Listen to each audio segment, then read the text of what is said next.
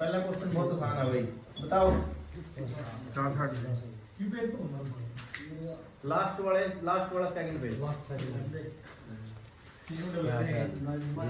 दिख गया। कितनी अपनी आवृत्ति 50। बहुत बढ़िया। नो बोल लेकर फुल का जमा।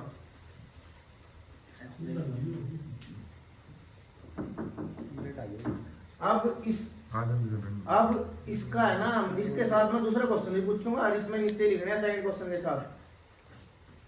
एसी का वह मान जो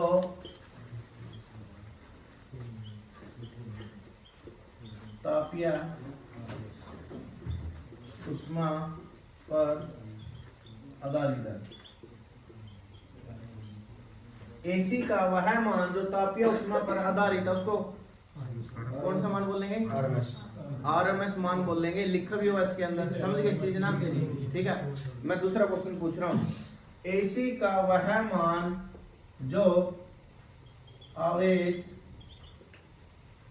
स्थानांतरण पर आधारित है। स्थानांतरण, इसका उत्तर रुक जाओ, कोई नहीं बताएगा, मैं पूछूंगा। दो ही मान थे जो निकाल लेते हम ना, एक तो था आरएमएस, दूसरा औसतन। ठीक है नहीं? तो आवेश के स्थानांतरण पर आधारित कौन सा आएगा? लिख लो, इसने यो है नहीं इसमें।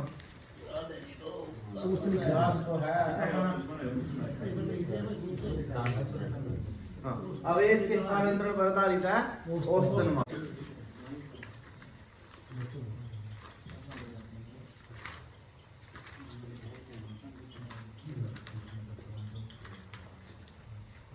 देखो क्वेश्चन नंबर 3 है हमारे पास ये। आरएमएस मान और शिखर मान का अनुपात क्या होता है? 0.1। वो तो उसमें देख कर बताया, समझ गए कि नहीं? तुम अपने दिमाग से बताओ पहला। इसका मान कितना हुआ आरएमएस का? 0.7। इस बात का पता है 0.707 वीएम ये हो है ना, और इसका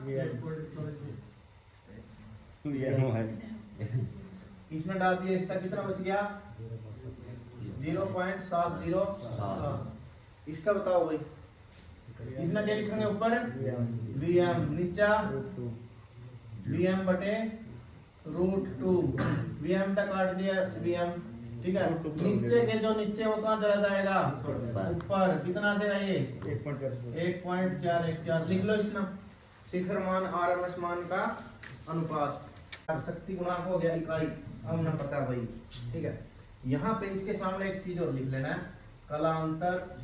कलांतर समझ में आता है वो ठीक है, फेज डिफरेंस समझ में आता है वो ठीक है। डिफरेंस कितना है इसका? 0 होगा शुद्ध प्रतिरोध के अंदर, ठीक है।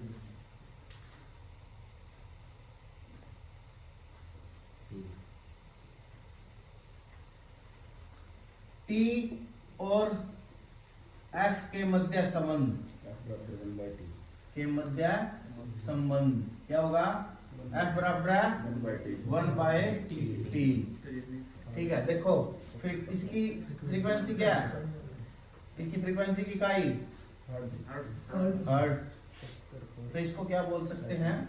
साइकिल पर सेकंड भी बोलते हैं। साइकिल पर सेकंड। बहुत बढ़िया।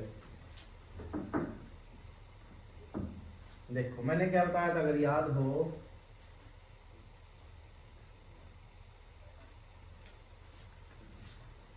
+2 है, ये -2 है, ठीक है। मैं इनका अगर क्या निकालूं? सम। क्या निकालूं? सम। सम बोले तो इनका जोड़ निकालूं, तो इनका जोड़ कितना हो जाएगा दोनों का? क्या हो गया? ये पूर्ण चक्कर है, क्या चक्कर है?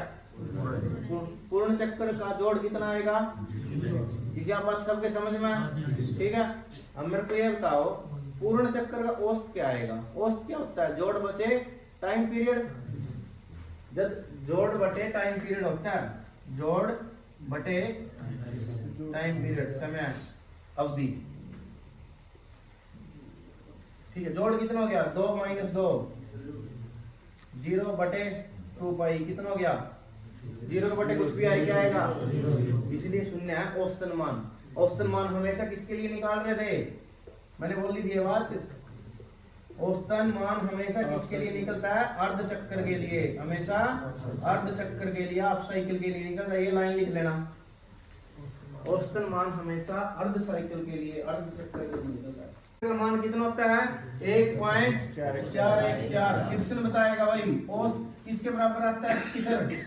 शिखर गुणा किसके बराबर आता है? शिखर गुणा किसका अनुपात होता है? ऊपर कौन सा आएगा? ऊपर औसतन मैंने क्या कहा था? सब में शिखर ऊपर है, सिर्फ एक फॉर्म फैक्टर में छोड़ दिया। तो इसमें ऊपर क्या आएगा? शिखर मान ही आएगा। इनके नाम से ही पता लगा। बहुत बढ़िया, शिखर मान बटे प्रभाव। ठीक है, देख ये बता, ये कौन सी वेव, कौन सी तरंग थी? ये तरंग कौन सी थी? साइन, साइन है। ठीक है, इसने हिंदी में नाम हुआ जय, वैसे बोल रहा है ना साइन। कोसाइन, कोसाइन, कोसाइन बताओ कैसी कैसी होगा? छापियो, छाप भी ले लो, देख के लो अपना। यू है 90, 180, 270, 360।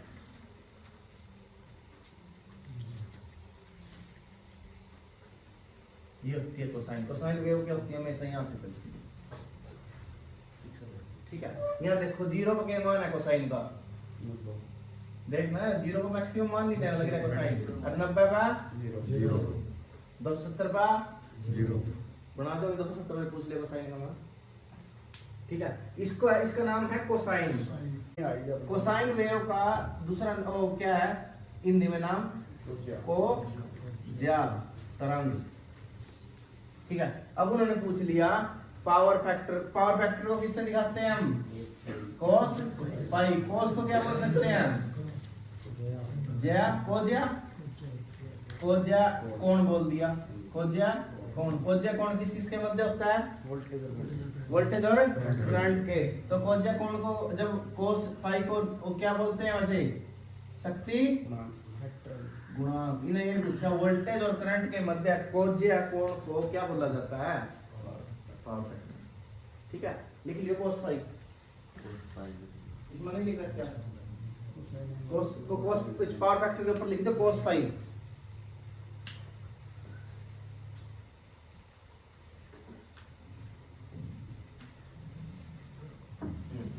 अगला देखो 10वां।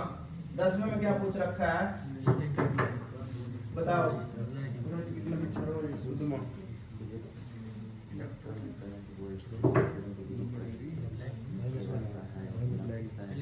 इंडक्टर। इंडक्टर के अंदर लीडिंग पावर फैक्टर होता है लैगिंग? लैगिंग होता है। लैगिंग का मतलब करंट पीछे है या आगे है? पीछे। ठीक है, बताओ फिर इसका। इसमें आगे, इसके आगे लिख भी लेना। जीरो, जीरो पश्चगामी शक्ति गुणांक। बार बार बार बार यही चीजें होंगी। जीरो पश्चगामी शक्ति गुणांक होता है। उत्तर तो देना अच्छा होगा, शुद्ध होगा ना फिर। शक्ति गुणांक के बारे में बताइए तो। अच्छा, मैं शक्ति गुणांक बताऊंगा ना। वो दे रखे हैं इनके बीच में कोण। कोण कितना होगा? V और I के मध्य, V और I के मध्य कलांतर और कोण। कोण कितना होगा? 90 डिग्री। शक्ति गुणांक 0 पश्चगामी, 0 पश्चगामी, 0 लैगिंग। अगले का बताओ भाई फिर शुद्ध कैपेसिटर के अंदर। ठीक है, कोण कितने को होगा? ठीक है, जो शुद्ध इंडक्टर होता है या शुद्ध इंडक्टिव सर्किट होता है, एनर्जी कितनी स्टोर करता है वो? शुद्ध इंडक्टर एनर्जी स्टोर करता है जो कितनी करता है? 0। बहुत बढ़िया। शुद्ध इंडक्टिव सर्किट एनर्जी 0 स्टोर करता है। और शुद्ध कैपेसिटिव सर्किट वो भी 0 करेगा। वैसे इंडक्टर के अंदर जो एनर्जी स्टोर होती है वो क्या होती है?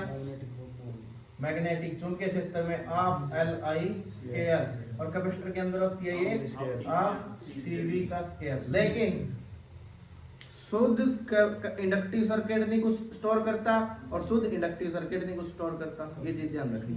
शुद्ध नहीं करता, स्टोर तो करता है इस फॉर्म में, इस फॉर्म में, ये इस फॉर्म में करता है इंडक्टर चुंबकीय में, और ये विद्युतीय क्षेत्र की फॉर्म में।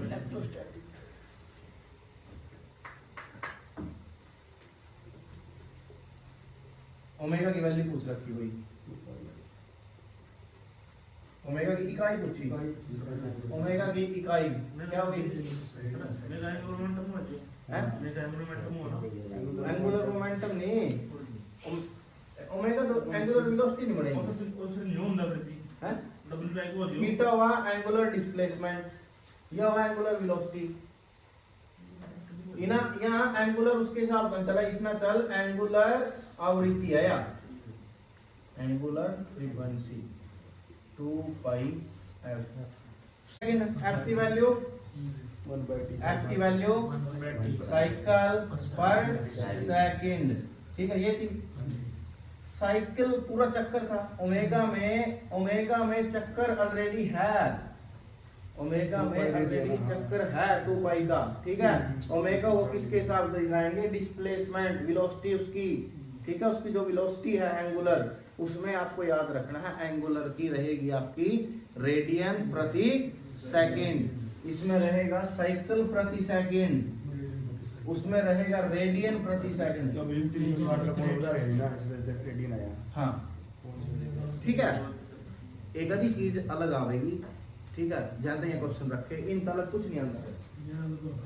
0.77 गुणा VMV RMS बराबर है 0.707 VM।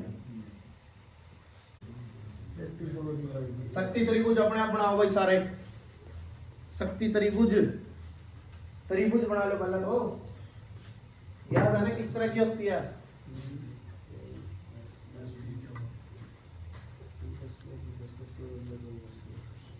शक्ति त्रिभुज, शक्ति त्रिभुज, नीचे कौन सी शक्ति आएगी? P, वास्तविक शक्ति, वास्तविक शक्ति। इसकी इकाई, इसकी इकाई वाट या किलोवाट। यहाँ कौन सी आएगी? प्रतिक्रियाशील, क्या हो? इसकी इकाई VAR या फिर kVAR, यहाँ आवासी S वोल्ट एम्पीयर,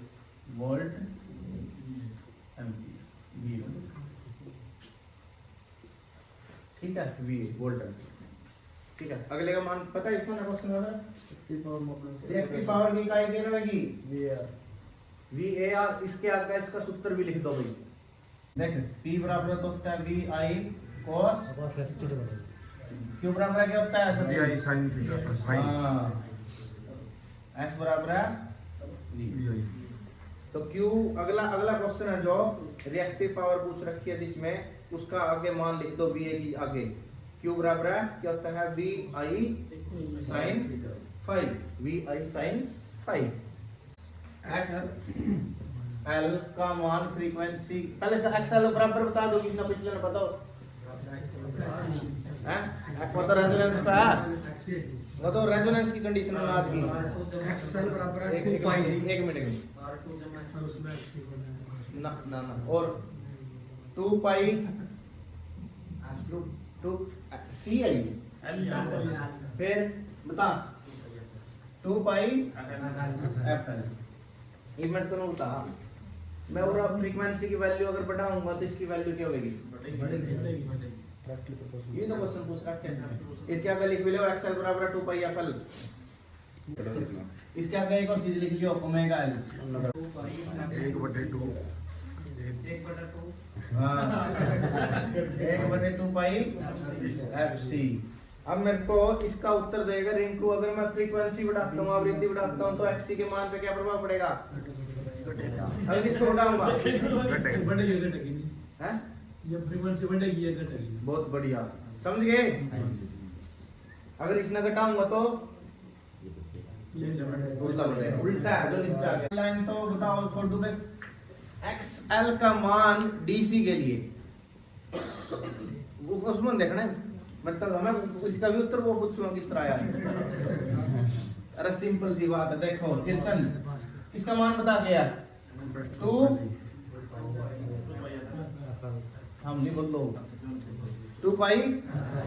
मैं तो बता डीसी में फ्रीक्वेंसी कितनी है किशन, पक्की बात है, तो सारा क्या हो जाएगा यू, क्या हो गया, तो डीसी के लिए एक्सएल की वैल्यू सबने पता है, पक्की बात। ये मेरे एक्ससी की वैल्यू बताएगा रगत 1/2 पाई एक्ससी डीसी के लिए, डीसी के लिए। अब एफ की वैल्यू कितनी है डीसी में 0, तो क्या हो गया सारा 1/0 क्या होएगा, जीरो, किसी के 10 लाख के नीचे 0 आ जाओ अनंत, 0 के नीचे 0 आ जाओ अनंत, किसी के भी नीचे 0 आ गई तो, और ऊपर 0 आ गई तो सारा 0 डीसी के लिए। यहाँ तो पता हो गया अगला ना, इसमें तो नहीं प्रदीप पता था। अब बनानी है प्रतिबाधा त्रिभुज, बनाओ प्रतिबाधा त्रिभुज। यहाँ पे एक त्रिभुज याद करी, सारा कुछ याद है।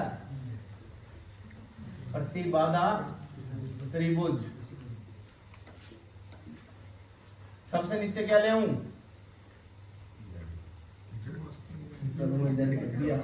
जेड तो सारे सदस्यों को होगा, नीचे आएगा और यहाँ पे एच। इसको किसमें मापते हैं, इकाई ओम, इसकी इकाई, इसकी इकाई, इसका उल्टा, इसका उल्टा एक्स का उल्टा कौन हुआ है बी, क्या बोलते हैं इसको सब्सटेंस। आर का उल्टा जी,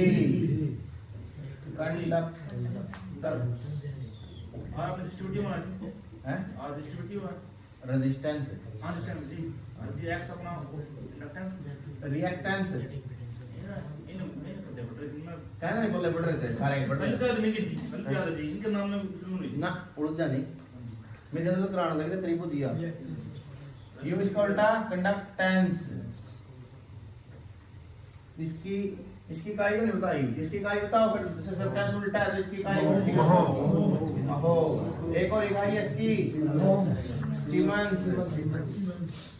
सीमेंस, इसकी इकाई क्या रहेगी फिर जी की महो या फिर सीमेंस। इसका उल्टा, इसका उल्टा वाई, वाई को क्या बोलते हैं प्रवेश्यता, इसकी इकाई महो। बहुत बढ़िया, तीनों क्वेश्चन खत्म हो गए। इन लोगों को दिक्कत होती है, क्वेश्चन 23, 22, 23, 24, 25 सारे खत्म। इकाई लिख दिया ना ये सबकी, या त्रिभुज जोड़ बना ली और छोटी सी एडमिटेंस के वाली भूल गया। अब इसको उल्टा है तो x बराबर लिख सकते हैं 1/b, r बराबर लिख सकते हैं 1/g और z बराबर लिख सकते हैं 1/y। बहुत बढ़िया, 1/z। और z का क्या था, z का क्या था r स्क्वायर प्लस xl का स्क्वायर, ये था, ये z था। हमें उल्टा करना तो 1/z कर दिया, r का भी 1/r का स्क्वायर प्लस 1/xl का स्क्वायर, xl माइनस 1/x का स्क्वायर, और इसका हो गया y, r का हो गया g plus bl minus b का स्क्वायर। RL सर्किट, RL को क्या बोलेंगे इंडक्टिव। अगर रेजिस्टेंस लगा है सर्किट के अंदर और L लगा है तो उसको बोलेंगे इंडक्टिव। अगर ये लगा है तब भी क्या बोलेंगे उसको inductive. L XL are XL. अगर आर लगा है, एल लगा है और सी लगा है, एक्सएल एक्ससी, लेकिन एक्सएल बड़ा है एक्ससी से, तो एक्सएल बड़ा एक्ससी से उसको क्या बोलेंगे? इंडक्टिव। ये तीनों छाप कर उसके आगे इंडक्टिव लिख दो। अगर आर के साथ दिया है सी, तो ये क्या बन जाएगा? कैपेसिटिव। अगर सी दिया है वो भी कैपेसिटिव है, आर के साथ एल भी दिया, सी भी दिया, लेकिन एक्ससी बड़ा है। ये सीरीज की बात चल रही है अभी, सीरीज की, ठीक है? तो ये सारे सर्किट को क्या बोलेंगे हम? Capacitive. Choke nothing but a inductor. Inductor ही है चौक, ठीक है? मैं चौक बोल देता हूँ, मेरे को बताओ इस चौक का कलांतर कितना है? कलांतर कितना होगा प्योर चौक में? कलांतर वोल्टेज और करंट के मध्य कोण कितना है? 90 डिग्री। हो गया? ऊपर वोल्टेज है, यहाँ पे करंट है, 90 डिग्री है। यहाँ पे मेरे को बताओ इसका शक्ति गुणांक क्या होगा?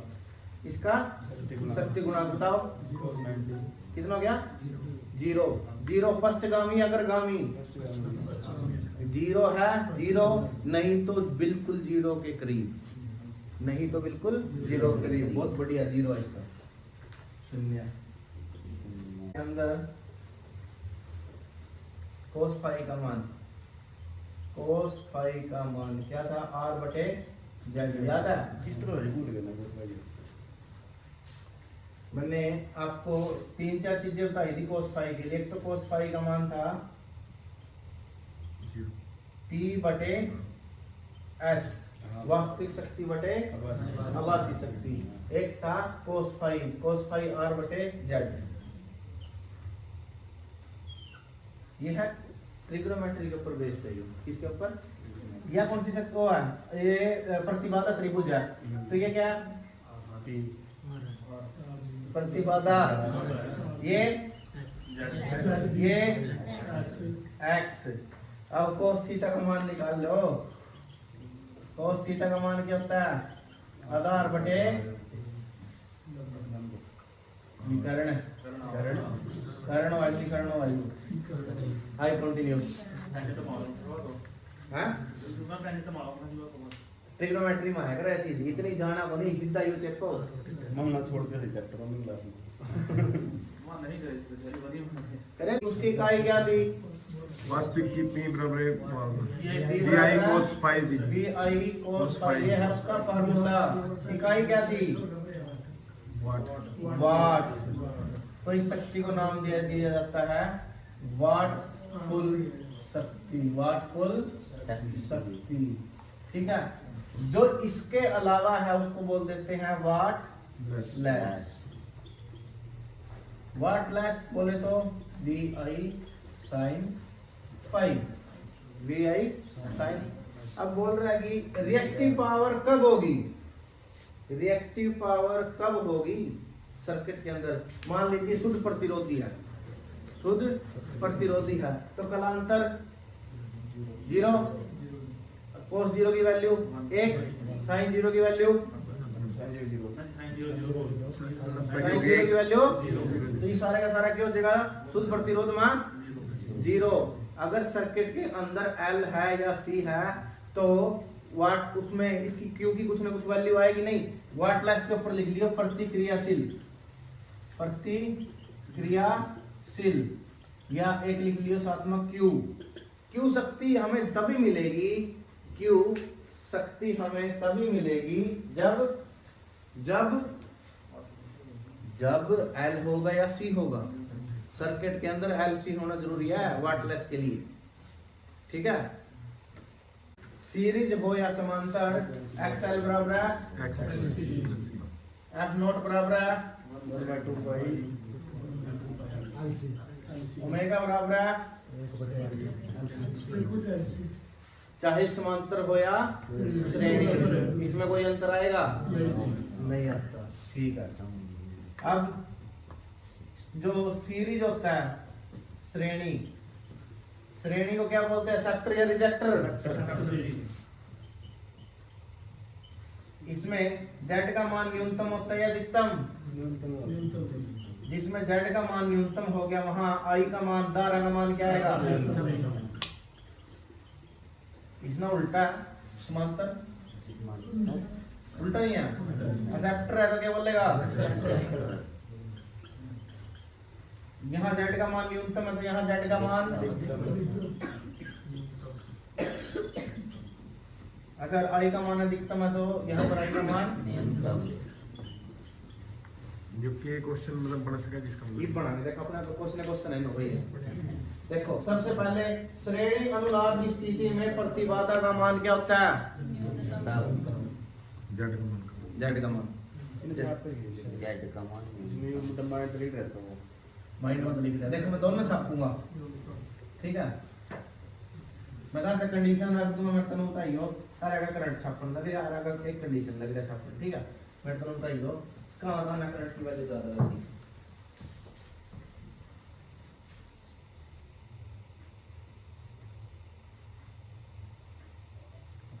ये करंट है, ये है करंट धारा।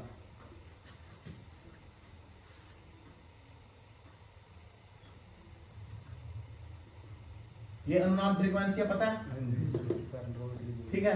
अनुनाद फ्रीक्वेंसी पे ये है श्रेणी और ये है समांतर, ठीक है।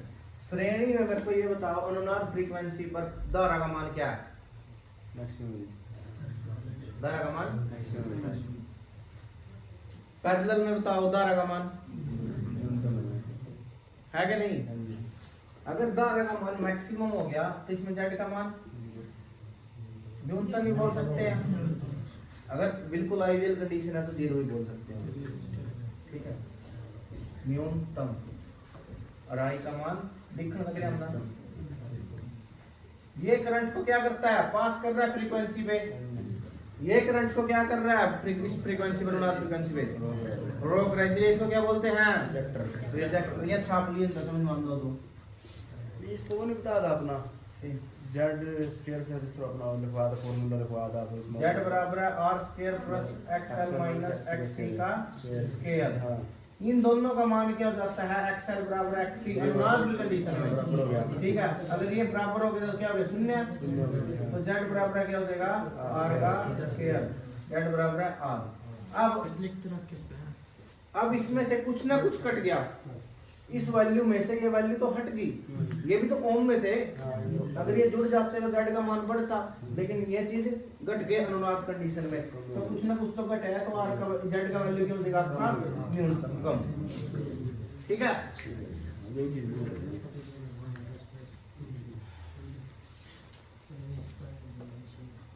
अच्छा देखो इसका नाम कितना मस्त दे दिया एक्सेप्टर का। Question number 5, question number 5 acceptor का नाम है यू स्वीकर्ता,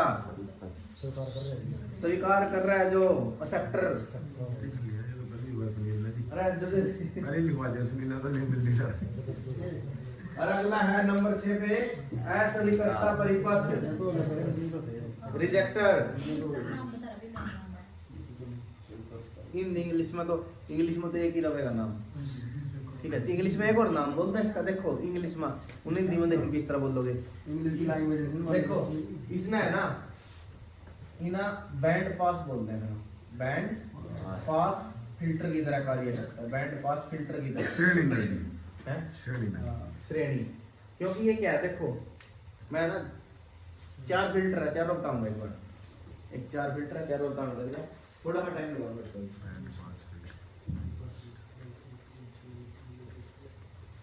बैंड का मतलब तो समझ गए? बैंड का मतलब तक रेंज है, हाँ, ठीक है। ये देखिए तो हम अपने आप समझोगे क्यों इसने बैंड पास बोलना, क्यों बैंड स्टॉप बोलना।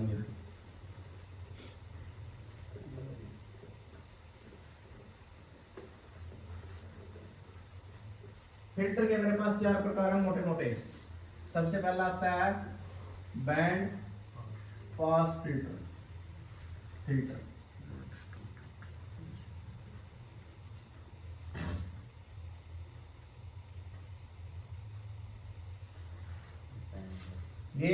यहाँ पास ये वाला, यहाँ से मैं जब यहाँ से यहाँ तक गया, इसने कुछ भी पास नहीं किया, जीरो पास कर रहा है। इससे आगे क्या कर रहा है, जीरो पास कर रहा है। इन्हें सिर्फ क्या किया, एक बैंड पास कर दिया, सिर्फ एक बैंड पास किया। ये 10 से लेके 20 अर्थ तक का लगा लो, इस साइज का लगा लो, ये तो पास कर दिए। और बाकी सारे क्या कर दिए इसना, बाकी सारे क्या कर दिए, रोक दिए, बाकी सारे रोक दिए, ठीक है ना। सिर्फ वो पास करे, एक बैंड पास कर दिया, तो इसका नाम क्या टेक दिया, बैंड पास। अगर इसकी शक्ल थोड़ी सी गुड़ाई में हो, कुछ दिक्कत है, वही बात है भाई, वही बात है ना। यू क्या सिर्फ इसना पास लग रहा है, बाकी सारे ना। तो इवन बताओ यू कौन से सर्किट का सीरीज आरएलसी है, सीरीज रेजोनेंस का सर्किट है। तो सीरीज रेजोनेंस किसकी तरह कार्य कर रहा है, बैंड पास की तरह। बैंड पास के बाद आता है कि ऐसा, और यू इनफिनिटी लगा, ठीक है। यहाँ तक करंट लग रहे हो पास, यहाँ पास, और इसना स्टॉप, बैंड ब्लॉक आ गया, बैंड ब्लॉक लगा दे इसना, ठीक है। इन्हें एक बैंड क्या कर दिया, रोक दिया। बैंड का मतलब है एक रेंज रोक दी, ठीक है।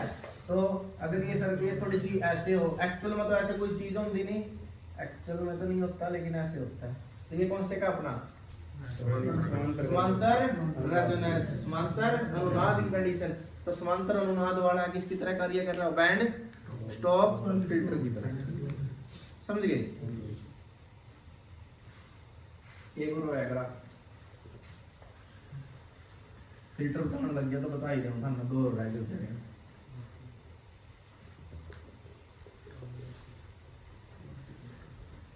लास्ट में मैं चारों छापूंगा, लास्ट वाले पेज बचा दिए, ठीक है।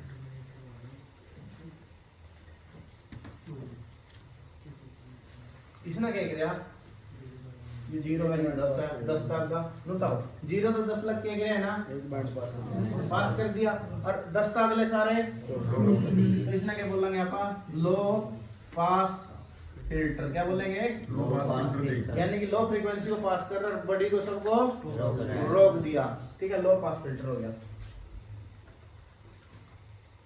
इसने क्या बोला, आई पास फिल्टर, आई पास फिल्टर।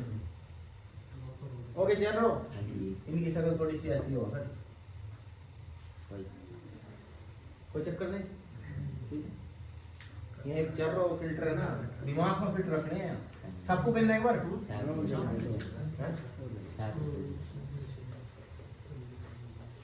एक हो गया, ये आसपास फिल्टर है, आगे 500 फिल्टर, मैं 500 की शक्ल छापू, लिख दिया एक बार। सबसे पहले मैं शॉर्ट फॉर्म में लिखूंगा, LPF, LPF,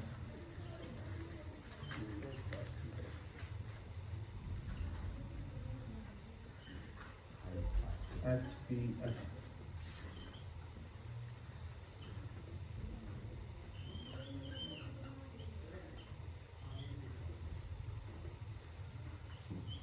श्रेणी, बहुत बढ़िया। यहाँ श्रेणी अनुनाद भी लिख दियो, श्रेणी अनुनाद परिस्थिति।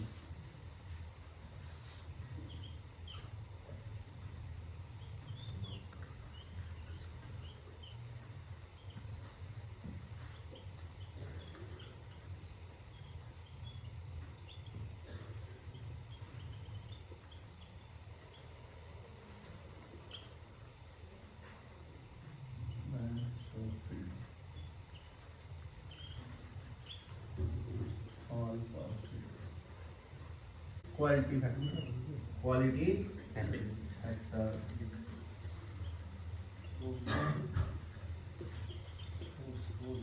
सीरीज और समांतर। क्यू का मान क्या होता है, 1/R/C। यही है बस श्रेणी में। समांतर क्या है इसका, समांतर क्या है इसका, सी बटे कोई दिक्कत तो नहीं इसमें समझने में। इसमें एक चीज बतानी, ठीक है, इनका संबंध क्या हुआ?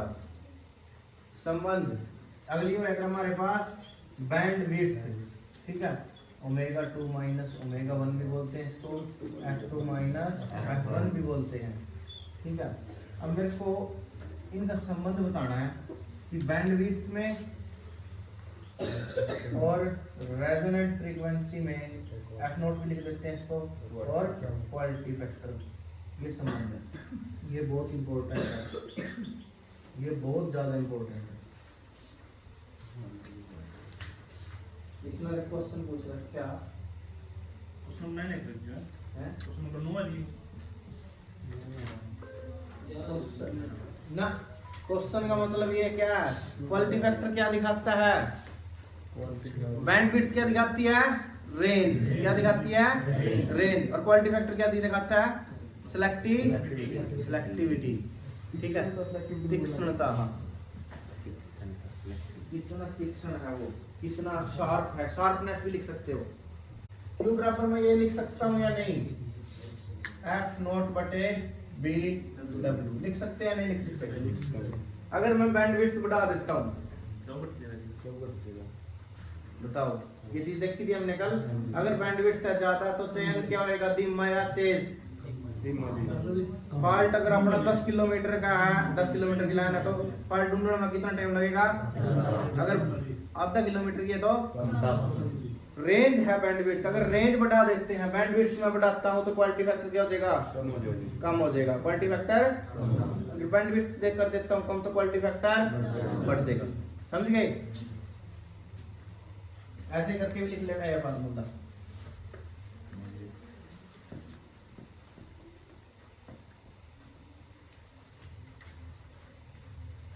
दोनों उल्टे सीधे हैं, दोनों उल्टे सीधे। क्वालिटी फैक्टर बढ़ेगा तो बैंडविड्थ घटेगी, बैंडविड्थ घटेगी तो क्वालिटी फैक्टर बढ़ेगा। दोनों उल्टे हैं।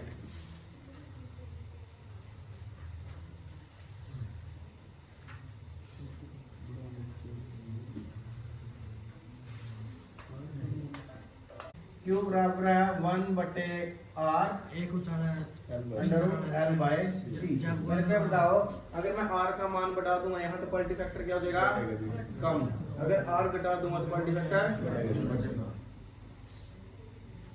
इसके आगे फिर के फार्मूला लिख दो 10 क्या आता है? R बढ़ाने पर Q घटेगा और R घटाने पर Q बढ़ेगा। V बराबर है VR का VL माइनस VC का अंडर। ठीक है, मेरे पास वोल्टेज दे रखी है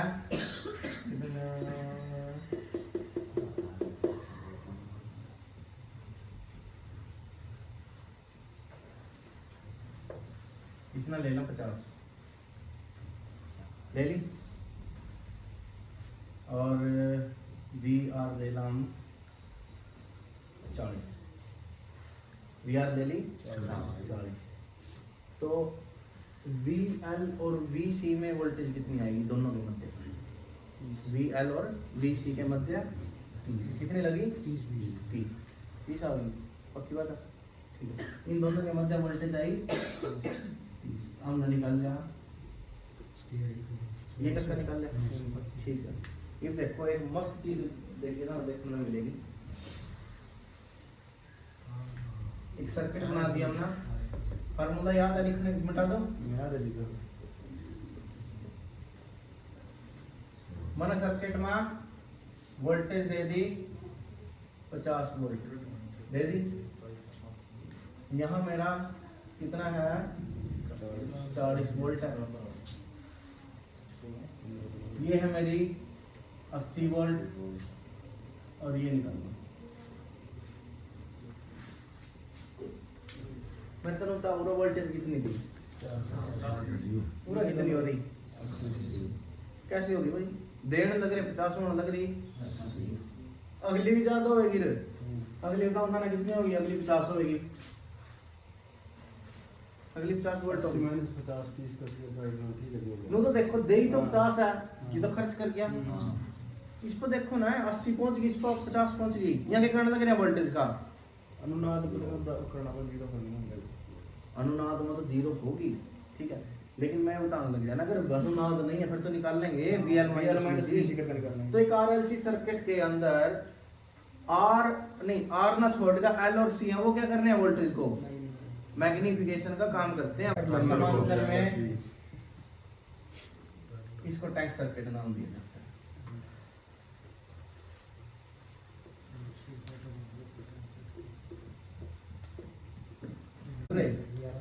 देखो कौन सा अनुनाद है, दे रखे है इसमें कुछ नहीं दे रखा है, कोई बात नहीं, मैं सीरीज ले लूं। बैंडविड्थ क्या बताएगी मैंने था नु तो हम चेप नहीं आई मैक्स बटन आप अपना स्क्वायर 2 कर देना तो हम नहीं मैंने एक चीज और बताई थी, वो चीज ध्यान में आ गई था। देखो ये मैंने क्या बताई थी करता, ये तो था सीरीज अनुनाद का था, या फ्रीक्वेंसी कौन सी होगा रेजोनेंट फ्रीक्वेंसी अनुनाद आवृत्ति, पक्का याद है। यह क्या चीज होगा, यहाँ से लेके यहाँ तक की क्या चीज है ये, या क्या चीज की, ये था F2, ये था F1। इन दो F2 माइनस F1 क्या होता है, क्या बोलते हैं इसको, बैंड विड्थ। और मैंने एक चीज और बताई थी, बैंड विड्थ तब कहाँ से उठाएंगे, कहाँ से उठाएंगे, RMS वैल्यू का। RMS वैल्यू तो आया 0.707 आया। ये क्वेश्चन सिर्फ थोड़ा सा ना बता दिया भाई तो आसान लगे, लेकिन नु पढ़े तो आप। अरे मैं एक चीज कहूं, क्वेश्चन देखकर अगली बार को नहीं उड़ जाएंगे इस क्वेश्चन में, इसकी गारंटी दूं। या कौन सी फ्रीक्वेंसी बताएगी, अपर कट फ्रीक्वेंसी, अपर बताए थे, बताएगी इन लो मैंने कुछ बोल दिया था, कल बोल रहा है आपने कल लिखा है। हां या दी अपर कट फ्रीक्वेंसी, ऊपर ला कट, ऊपरी कट लिख लो ना, देख अपने पूरी बैंडविड्थ था, ऊपर ला 70 कट है, 70 तक का पास नहीं है, नीचा 10 तक नीचा भी पास नहीं है, ऊपर ला कट कौन सा है, अपर कट कितना है, ऊपर कट कितना है, तो इसको बोलते हैं ऊपर कट आवृत्ति, ठीक है। इनको और क्या बोल देते हैं, इनको हाफ फ्रीक्वेंसी बोल देते हैं, क्या बोल देते हैं, हाफ फ्रीक्वेंसी, दोनों हाफ फ्रीक्वेंसी। हाफ फ्रीक्वेंसी पे मान पूछ लिया उसने, करंट का क्या होगा, बस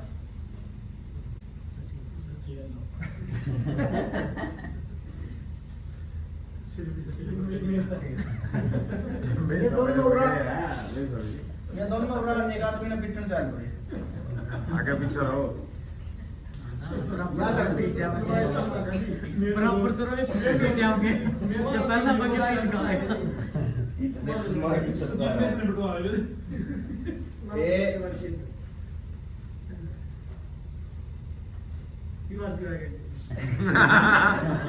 पंडित जी क्या तो पिट लिए, कोई बात नहीं, पंडित जी तो बड़ी हो अगर तकड़ी पावर है